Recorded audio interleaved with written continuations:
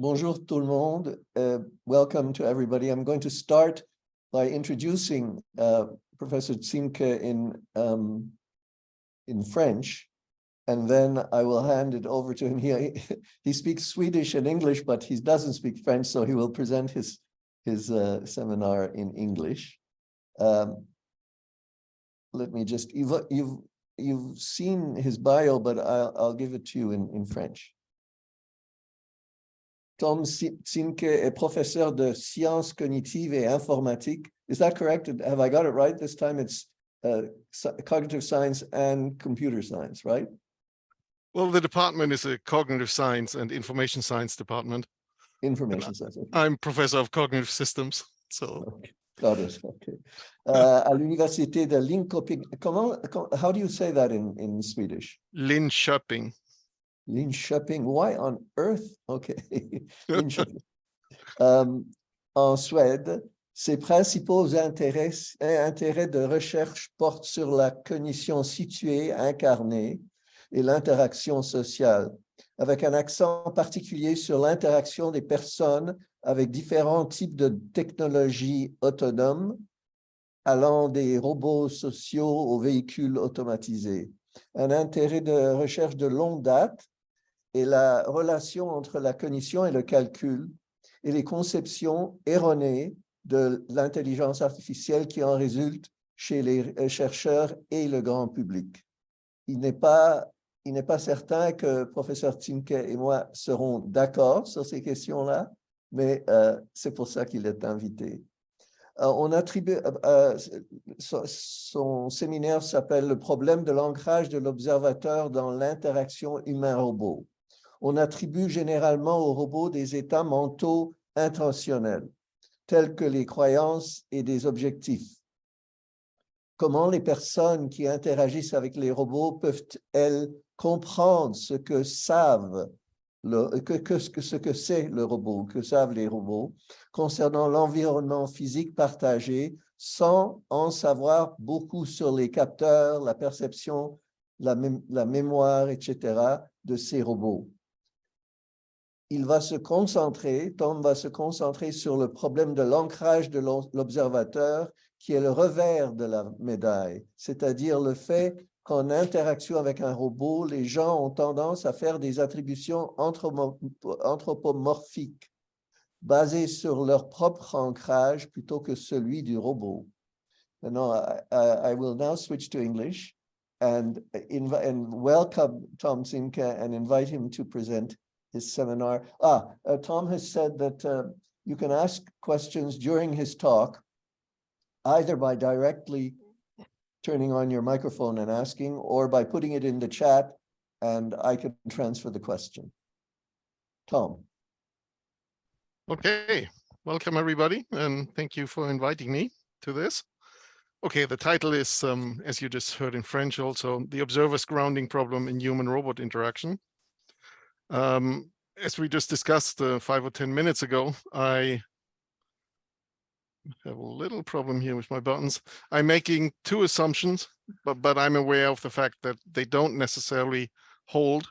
First assumption is that you attended Agnieszka Wikowska's seminar 6 weeks ago, which had the title, Do We Attribute Intentional Agency to Humanoid Robots?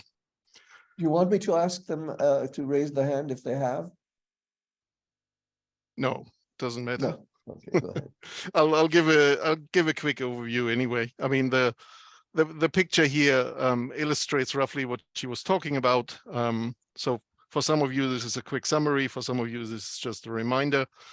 She was talking about attributions of intentional agency to humanoid robots, and she studies that by this kind of questionnaire that's illustrated here, where she shows people sequences of robot behavior to be read from left to right, and asks them to rate whether they agree more with one mentalistic interpretation of what's happening, or which is given to the left here, or a more mechanistic interpretation, which is given to the right here.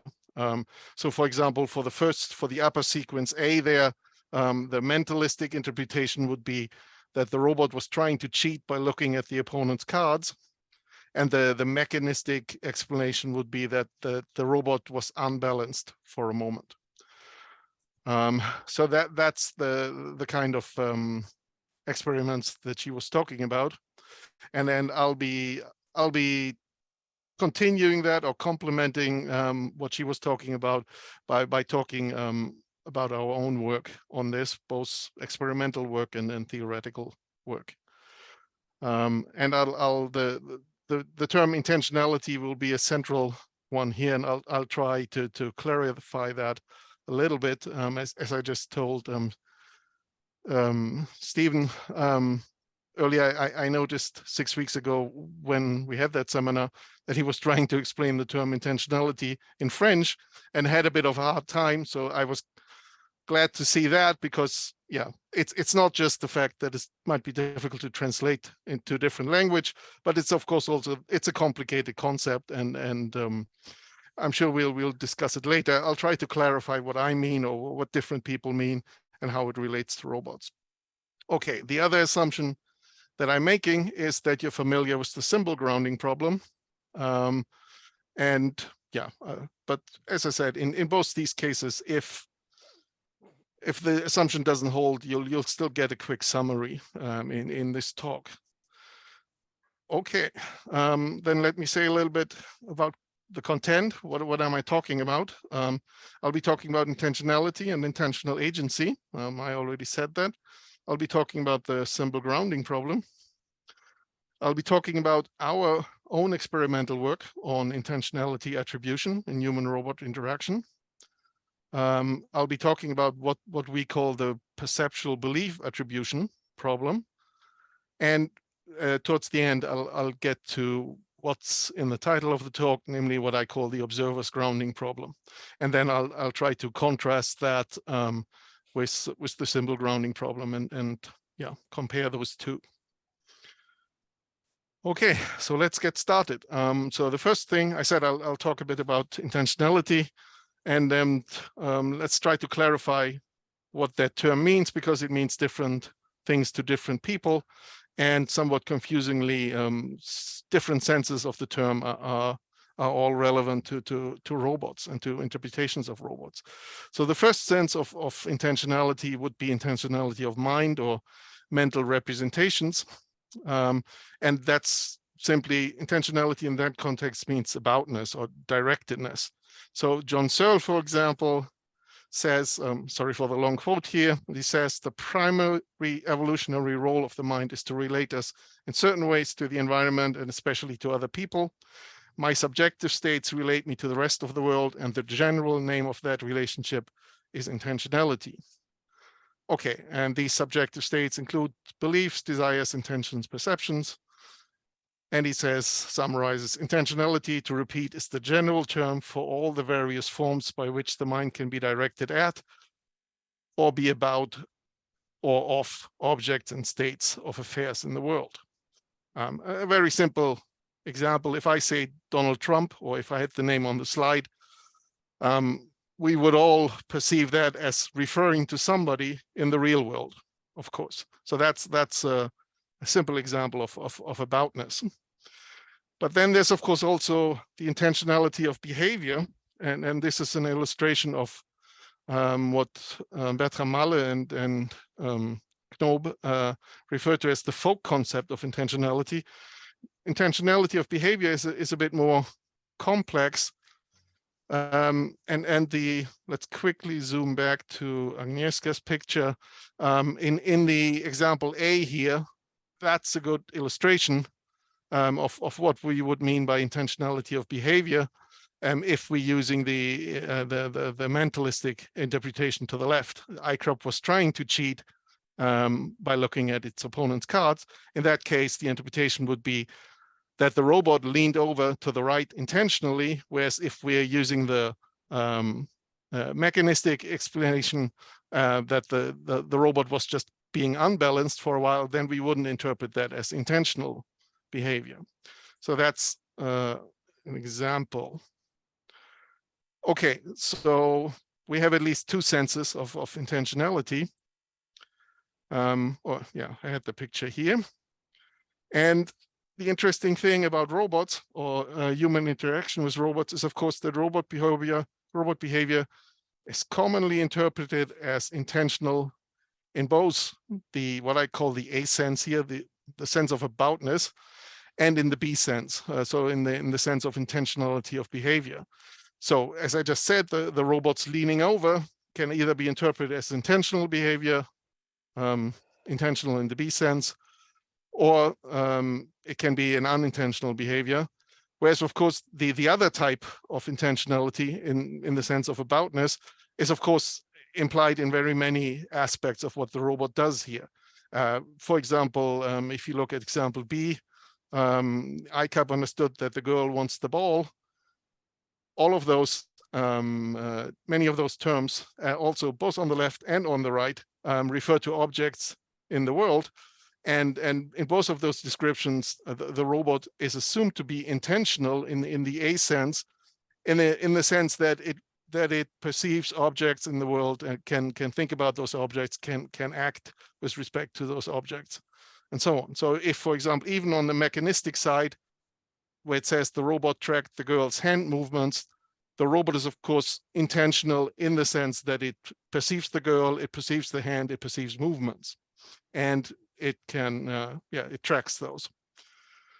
Okay, so those are roughly the two senses of intentionality, in the sense of aboutness and in the sense of behavioral intentionality. Okay, then let's get to the symbol grounding problem. And this is, of course, this is very old, originally formulated in 1980 or even the late 70s. And as I said, I'm assuming that to some degree you're all familiar with this. And the point, maybe the crucial point of Searle's Chinese room argument was that computer programs, or I mean, he at that time, 1980, he was talking about symbolic AI specifically. And his main point maybe was that computer programs lack intentionality. And he, of course, was using the term then in the sense of aboutness. So his point was that the symbols that the guy in the room is handling might or might not be referring to things in the world, but that only the people outside the room can tell that, whereas the person inside the room isn't capable of making that connection. So the symbols lack intentionality in the sense that for the person in the room, they are not about anything outside the room. And maybe important also to keep in mind here that Searle made a distinction there between derived intentionality, so the meaning that a symbol might have to some external observer, so in this case the people outside the room, and he distinguished that from original intentionality. So for example, if we take the symbols in any book, of course they are about things, and again I could put the name Donald Trump on my slide here, and then the words Donald Trump would of course be referring to somebody in the real world, but they wouldn't be referring to that somebody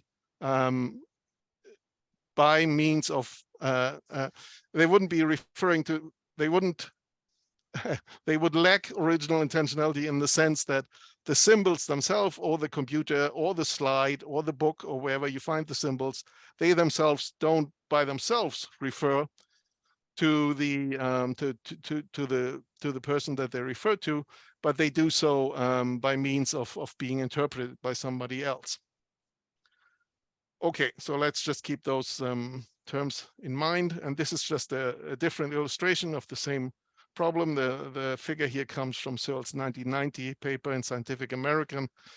And I think the cartoon is a nice illustration, although we shouldn't take the cartoon too serious.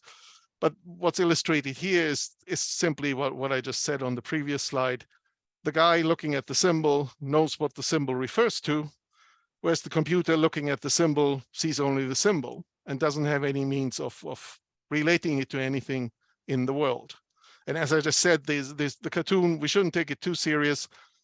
because you can, of course, ask yourself, how exactly does the computer see the symbol? But we're leaving that question behind here. The point here is very simple, that the person knows what the symbol refers to, the computer doesn't. And this is just a different illustration. For the person inside the room, there's no way to relate, according to Searle's argument, there's no way to relate the symbols to what they actually refer to in the outside world. I have a question for you, Tom. Sure. You said that the computer doesn't know what it refers to. What does the computer know? Does it know anything?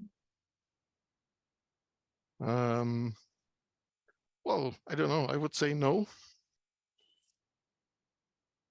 So fine. So then you didn't even have to say it doesn't know about aboutness. It doesn't know anything. I don't know.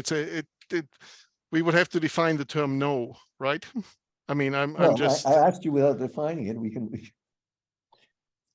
I think you knew what I meant by it, and it doesn't matter whether you, right? Okay, I'll skip that question. We can come back to it later. Okay. The interesting thing in the context of human-robot interaction about all these old discussions about the Chinese room and symbol grounding is, of course, that in the meantime, some people would say, or quite many people in computer science and robotics and so on, would say that the problem has been solved. In fact, Luc Steels wrote a paper which was called exactly that. The symbol grounding problem has been solved, so what's next? And he also explicitly argued that Searle's conception of intentionality, which views intentionality as a biological property, is wrong, and that what instead you need is interaction with the environment. And then Luc Steels based this on his own work, which is just illustrated in the picture in the background there, on large-scale experiments where robotic agents and people interacted over months in a large-scale experiment through a large number of language games, and then came up with some kind of shared vocabulary for the things in the world. And in this particular case, the world is simply the objects on the whiteboard there. Okay, anyway, the point here is not, we don't need to look at the details of Steele's work or of the argument. The point I wanted to make here was simply that some people took the symbol grounding problem to be an engineering challenge, and they think the problem is solved. And there's, of course, those of you who are familiar with the old papers, there's, of course, I mean, Searle, of course, wasn't completely naive. He kind of saw this coming, of course, to some degree, and he formulated what he called the robot reply, according to which it doesn't really make so much of a difference if the Chinese room is placed inside a robot or is not, because it's the person stuck in the room is still stuck in the room, to use his analogy. But yeah, I'm sure we'll get back to this question. I just wanted to bring this up here, that obviously there are different interpretations. Some people think the problem is solved, whereas at least John Searle probably would say the problem is not solved, and we'll get back to more complex interpretations. Okay, so the question then is the question is simply the one asked here in the title. So are robots intentional or are they not? And the reason that I'm even asking the question, I could zoom ahead one slide here, is that both from the work that Agnieszka Witkowska was talking about 2 weeks ago, not 2 weeks ago, 6 weeks ago, and our own work, we know that people, of course, describe, interpret, explain, or predict robots in terms of intentional mental states a lot. So that's why I was raising the question. So are robots intentional or not? Because it's easy to see that just based on that very short introductory discussion, you might argue that they are or that they aren't. So let's just have a quick look for a moment at what people are actually doing. And to some degree, Agnieszka talked about this, but we also wrote a very recent, I think published now in October, a systematic review of the empirical literature on how people actually explain robot behavior in terms of attributed intentional mental states. And yeah, the literature on this is pretty vast. We found 155 empirical studies of this that document cases of people attributing intentional mental states to robots. And the summary, the one slide or one figure or 1 minute summary is the illustration down there at the bottom of the slide. We know relatively much about the determinants, or we know a little bit about the determinants. They're robot factors. So people, it depends, for example, on the appearance of the robot. If robots look human-like, people are also more likely to interpret them in human-like intentional mental terms. There are certain human factors, for example, age and motivation. We also know quite a bit about the consequences. There are psychological consequences. So, for example, people trust robots more if they interpret them as intentional mental agents. They are also more concerned about the moral status of robots when they do so. But it's also it's draining in cognitive terms. It takes some effort to interpret robots as intentional mental, as having intentional mental states. And there are also behavioral consequences. So, for example, if people interpret robots as intentional agents, that also makes the robots more predictable, more explainable. But the mechanisms, the black square here in the middle, is what we don't know much about, and that is the actual underlying cognitive mechanisms of how does this work exactly, and why are people, yeah. We know a bit about the why, but we don't know much about the how. Okay, let me zoom back here to this slide. Okay, so I was saying that, so robots, are they intentional or not? And clearly, I'm just giving the simplistic argument here. Clearly, they are intentional in the aboutness sense, right? I mean, because computer programs in 1980 that Searle discussed are one thing, but if you look at robots today, even simple cases like robot vacuum cleaners or robot lawnmowers, clearly they interact with the world. I mean, if you look at the robot lawnmower, for example, that's shown here on the picture, it avoids colliding with trees, and it can go to its own charging station when the battery is running low. So clearly it interacts with objects in the world, and it seems to have some kind of internal representation, and we don't need to look at the details at all here, but clearly whatever is happening inside the robot allows it to interact with the world in such a way that, for example, it can approach its charging station in time to reload. Okay, so the robots seem to be intentional in that sense. We also, if we look at automated vehicles, which I would interpret as a kind of robot, you find the same thing there. Of course, we all know that automated vehicles or self-driving vehicles sense people, and they seem to have at least a rough idea of where people are, where crosswalks are, where other objects are. And this, well, as the picture down there illustrates, this of course that doesn't always work, but it works surprisingly often. The image down there just illustrates that case in Tempe, Arizona, 4 years ago, I think, where somebody actually was killed by a self-driving car.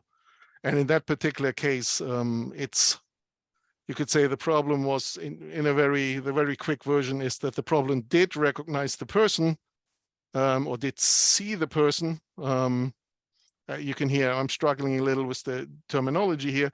Saw the person as an object, but couldn't quite figure out if that object was a car or a bike, and kept switching between interpretations and never really recognized it as the person as a person. Okay, but obviously the car was intentional in the sense that it had representations or perceptions of the world, and it acted on those, even if in that particular case it did wrong. Okay, so we look at that little scenario with the guy on the crosswalk and the self-driving vehicle approaching the crosswalk.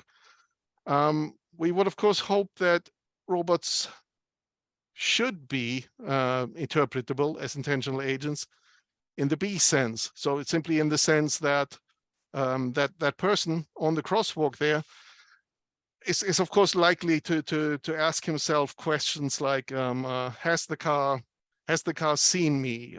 Does it know I want to cross the road? And does it intend to slow down to let me cross the road?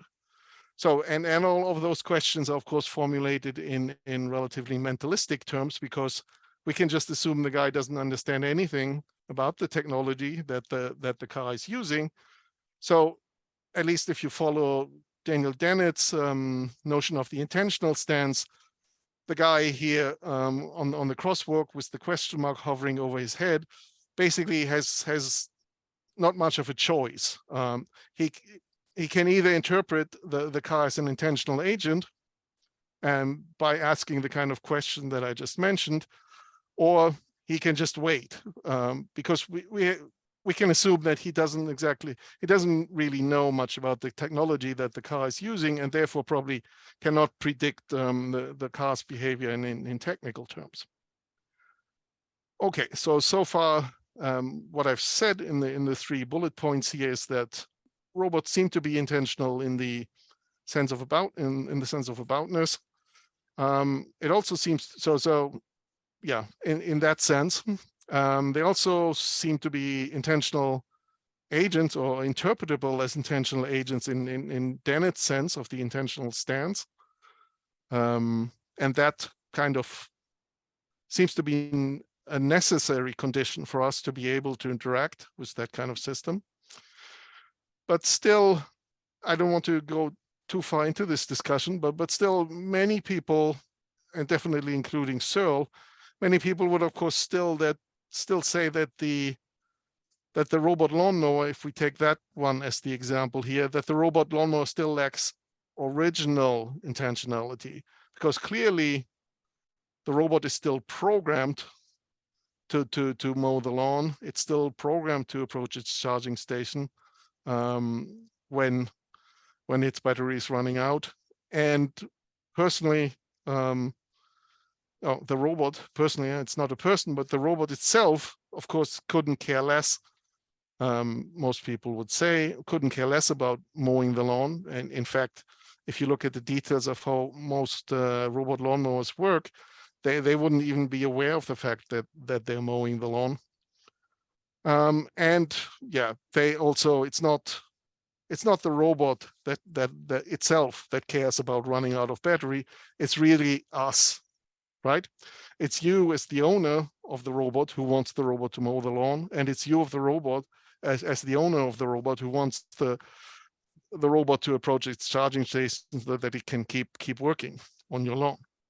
Okay, but this is certainly up for debate, and I'm sure different people would have different opinions on this.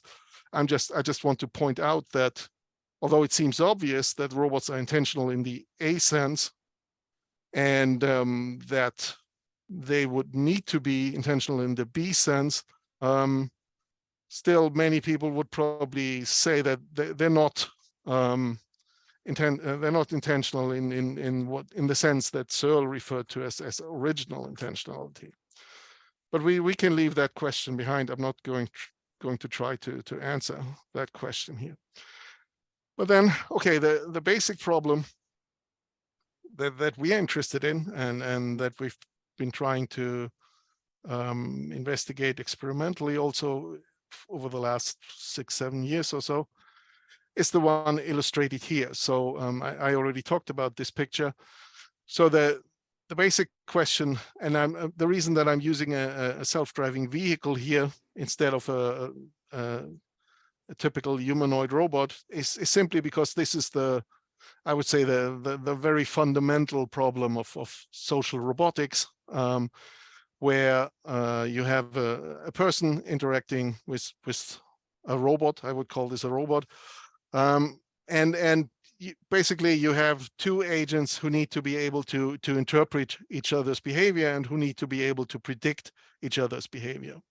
And that's, in fact, we've also written a paper, Sam Thellman and I have written a paper about that being, in fact, the definition of what constitutes a social robot, one with which you interact in the way that I just described, that you need to interpret as an intentional agent, and it, of course, also needs to interpret you. Okay, so I'll be talking a bit more about this particular problem, and this, the reason that I'm talking about the vehicle is that it's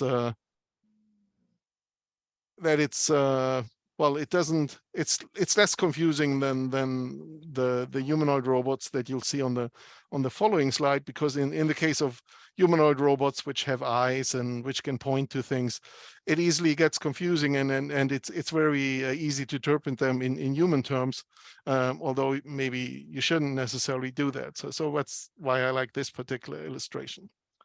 Okay, but we'll come back to this. So I already mentioned this paper, recently published, and it gives an overview of the empirical experimental literature on how, why, and when people interpret robots in terms of the robots being intentional agents with intentional mental states. So I'm not going to say so much more about this. So now I'm going to talk a bit about how we approach this. So on the previous slide, I said this was published just like last month or so. Now I'm skipping about 5 years back. This is how we try to study this, what I just called the basic problem. So how people interpret robots as intentional agents. How we tried to started trying to study this about 5-6 years ago. And first, our early approach, I refer this as verbal and explicit here. That means we showed people,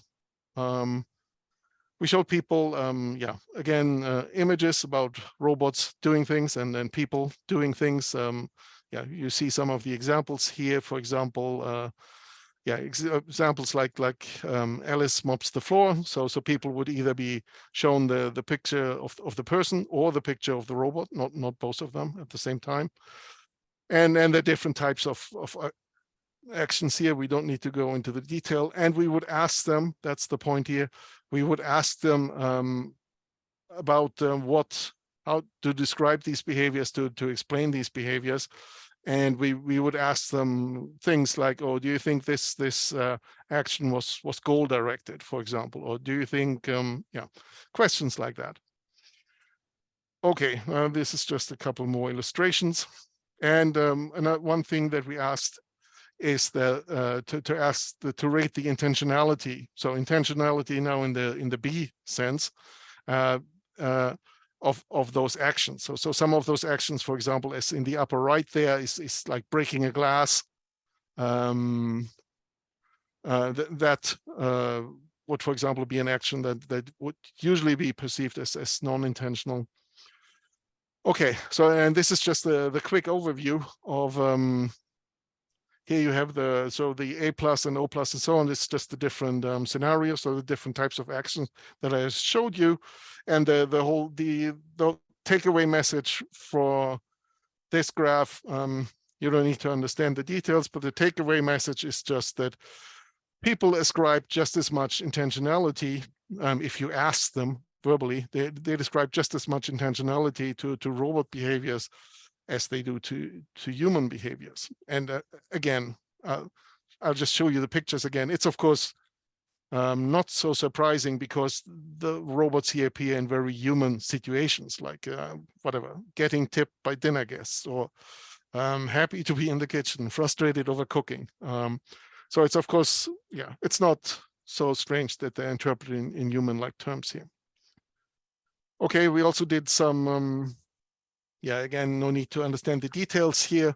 The black fields here are just the cases where we found, so we let people look at the different types of actions, and we asked them to rate how plausible certain types of explanations were. So for example, if something was triggered by an event, or if something was driven by a goal, or if something was due to a disposition of the agent, and so on. So we asked them to give different causes for different types of actions, and again we found that in most cases there are very few differences between explanations of human behavior and explanations of robot behavior.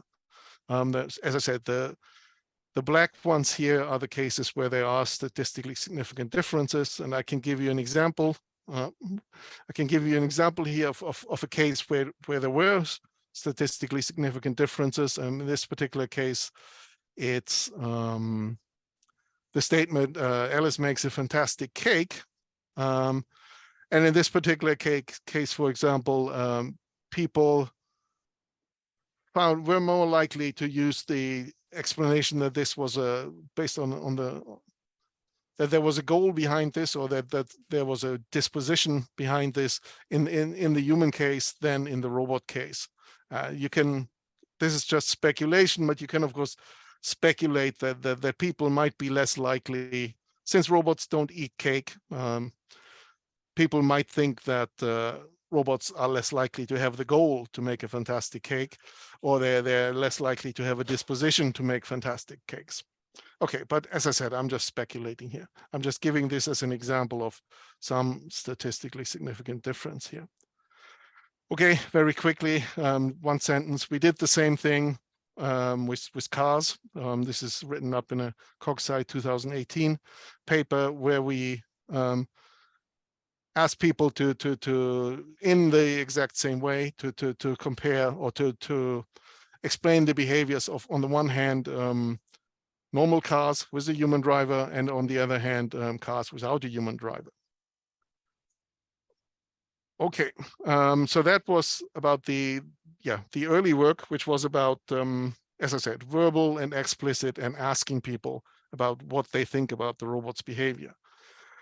Then a few years ago, we switched to a more implicit approach, because this is, of course, all this verbal reporting is, of course, a little bit questionable, or you don't necessarily know exactly what to make of these verbal descriptions, because all of these terms are, of course, up to interpretation. I mean, what exactly is a goal? For example, we could probably have the same complex discussion about the term goal, or about the term disposition, as we have about the term intentionality. So we wanted to move to an approach where we could study this without asking people to talk about this, and instead to do it in behavioral terms. So where the judgment of the attribution of intentional mental states is implicit in the behavior, rather than in some verbal statement. Okay, so for example, there's a paper published in iScience a couple of years ago, where the setup was the one illustrated to the right here. You have a robot. We did this in a number of different scenarios, but the basic setup is always the same. The robot basically takes this, what's called the Sally-Ann test in developmental child psychology. So you show people a movie of this, and that's what they get to base their judgment on. So you show them a movie where a person puts a ball in one of two baskets, then in certain setups a curtain is drawn, and then when the ball is hidden by the curtain, the person moves the ball from one basket to the other, then the curtain is opened again, and the robot is asked, where's the ball? And now the question to the experimental participants is, of course, which of the baskets will the robot point to? And many of you are probably familiar with the Sally-Ann test. The the idea is, of course, here, if you attribute the kind of perceptual and cognitive capacities to the robot that allow the robot to perceive the ball being put in one of the basket, and then it doesn't see that it's being moved in the other basket, and then you ask it where the basket is, you would of course predict that it's in the basket, that the robot points to the basket where it has seen the ball being deposited. Okay, and as I said, we did this in a large number of variations, with curtains, with transparent curtains, and in scenarios where the moving of the ball would make a sound, and so on. So you can read the details in the paper there. But the result in a nutshell, I'm not going to talk much about the details here, but the result in a nutshell is, as the quote says there, that a majority of the participants in our experiments predicted the robot's actions based on anthropocentric assumptions about their, meaning the robot's, visual and auditory capabilities. So people really didn't seem to care so much about the fact that this was a robot, which might have other perceptual and cognitive capabilities than humans have, but they basically seem to put themselves or any other person in that kind of scenario, and predicted what a person in the robot's place would have answered to the question. We also did in recent work, which is unpublished so far, we did some related experiments where we tried to study to what degree or how people we studied visual and cognitive perspective taking towards autonomous vehicles or self-driving vehicles, and one type of study is what's illustrated there in the upper right, where we asked people to take the visual perspective of a self-driving car or a human driver.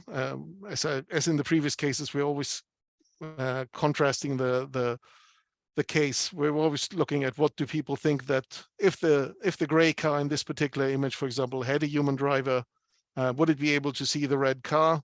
And if it didn't have a human driver, would the gray car be able to see the red car?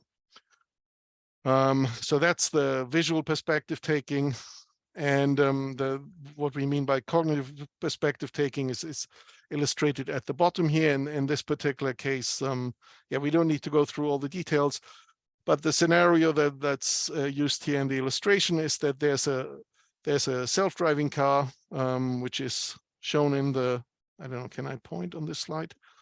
Which is shown there in black in the leftmost picture. There's a self-driving car coming up, and then there's a school bus standing by the side of the road, and there's a jogger. And the scenario is, as it's illustrated in the bottom right there, the scenario is that it's clear that the self-driving car can see the jogger at some point, but then as the jogger is on one side of the school bus and the car is on the other side of the school bus, it cannot see the jogger anymore.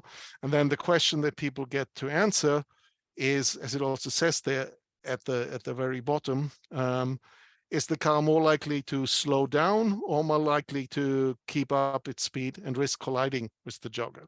So the question, in more theoretical terms, you could say, the question that we're getting at is here is, do people think that the car will remember the jogger that it has seen a few seconds ago? Or do they think that, it's some kind of out of sight, out of mind effect here? In other terms, you could say, do people think that the car has the capacity of object permanence? Does the car understand that people don't disappear from the world just because you don't see them anymore? Okay, and I'm sure you can guess what the result is, because it's very much in line what I've just been talking about the last 10 minutes. The result in a nutshell is that people assume that these vehicles have human-like perceptual and cognitive capacities. So in the first study here, the upper right, illustrated in the upper right, people were basically, we're making didn't make much difference between what they thought that a human driver would perceive and what they thought that a self-driving vehicle would perceive. And in the case illustrated at the bottom, people also thought, most people thought that the car was aware of the jogger hidden behind the school bus and that it therefore would slow down. Okay, so this is just another illustration of the general observation that we're making in our empirical studies, that people seem to assume that these robots, or not just the robots, I mean, in this case, I was talking about a human-like robot that at least is human-like in the sense that it has 2 eyes, it has arms, it apparently understands human language and so on. So it's not, maybe not so far-fetched that people attribute human-like capabilities in this case, but they apparently also attribute human-like capabilities to these vehicles, which after all, don't look human-like, although they are of course human-like in the sense that some piece of software replaces the human driver here, but at least they don't appear human-like in the most superficial sense. Okay, let me just quickly mention, because we just got funding for a new project which we're starting next year, where we want to look at in more detail at the cognitive mechanisms behind this, because we're interested in, so why do people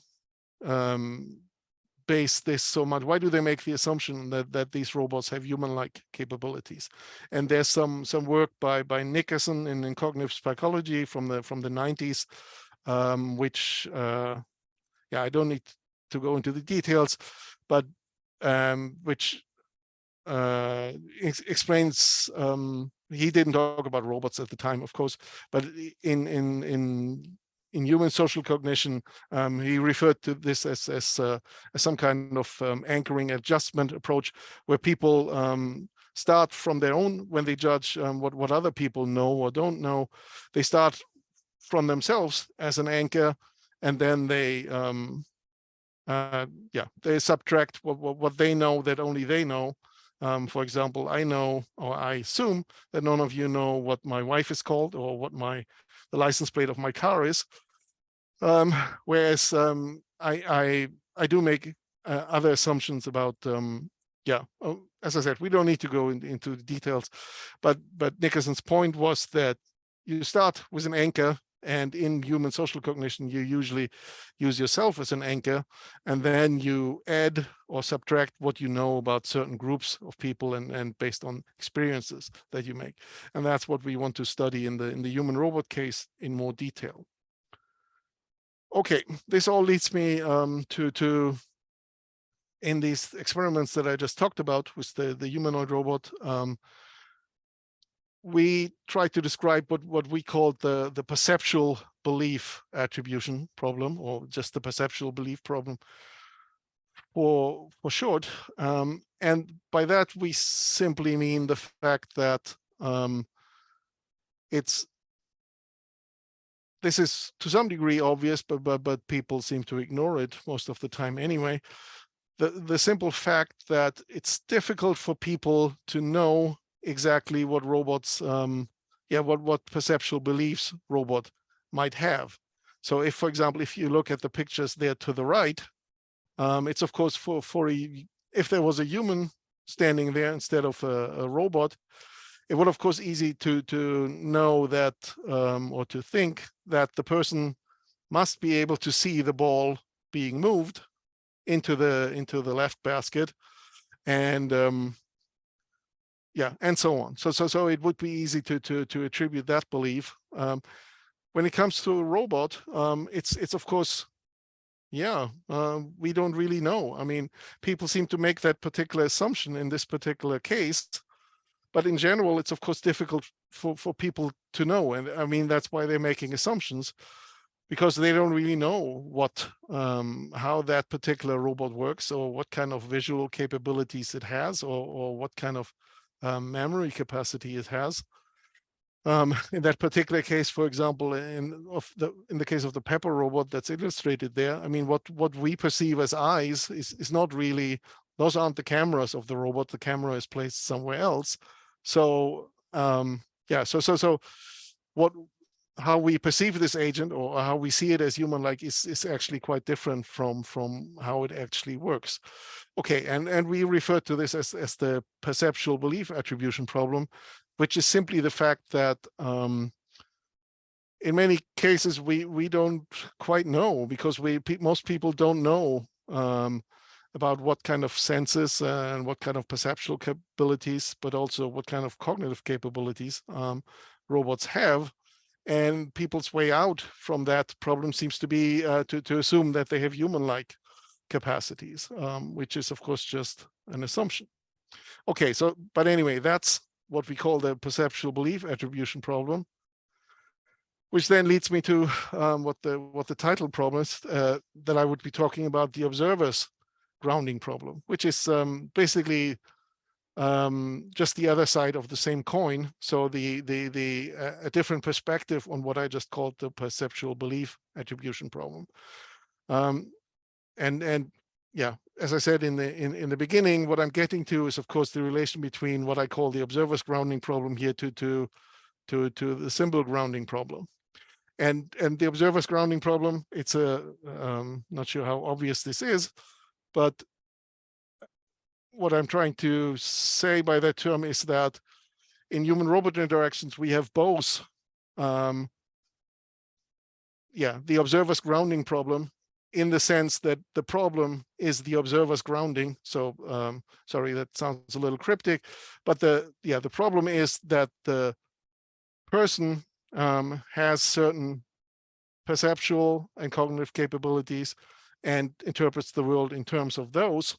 And then attributes, in many cases, similar perceptual and cognitive capabilities to the robot. So the observer interprets the robot in terms of his own grounding, which is, of course, problematic, or can be problematic. And it's, of course, also the observer's grounding problem. Sorry for the computer sciencey way of expressing this. Because the problem in this case it's not the AI. If we interpret the self-driving vehicle as AI in a broad sense, it's not the vehicles or the AIs that has a problem here. We can just assume that this vehicle functions perfectly, but it's the observer who has a problem, and it's the observer who is uncertain in this particular situation about what exactly might be the vehicle's perception of this situation. So this is almost my last slide here. So to make that comparison a bit more explicit between the symbol grounding problem and what I just called the observer's grounding problem. In the symbol grounding problem, most people thought that the AI system was the problem. Whereas in the observer's grounding problem, I would say it's the human observer who's the problem. In the symbol grounding case, it's the symbol inside the AI system that lack grounding or aboutness. That's what I tried to illustrate with all those pictures from Searle's 1990 paper. It's the symbols that lack a connection to the outside world. At least that's the general interpretation. Whereas in the case of the observer's grounding problem, it's the observer's interpretation, explanation, or prediction that is only grounded in their own experience, which might or might not match the robot's way of seeing the world. So it's still a grounding problem, but it's somewhat different here. And finally, if we look at the symbol grounding problem, we could say that the problem, can be solved or has been solved. Again, solved in a computer sciencey or engineering sense of the way, in some technical sense. Whereas what I just called the observer's grounding problem, maybe in some sense is unsolvable. Well, unsolvable in the sense that, for example, the other minds problem is. I'm assuming everybody knows roughly what the other minds problem is. And in one sentence. If you don't, it's just the problem that, well, I know what's going on in my mind. I don't know what's going on in your minds. You might be getting bored at this point or falling asleep. But personally, I can't be sure about that. And in theory, I can't even be sure about that any of you have minds at all.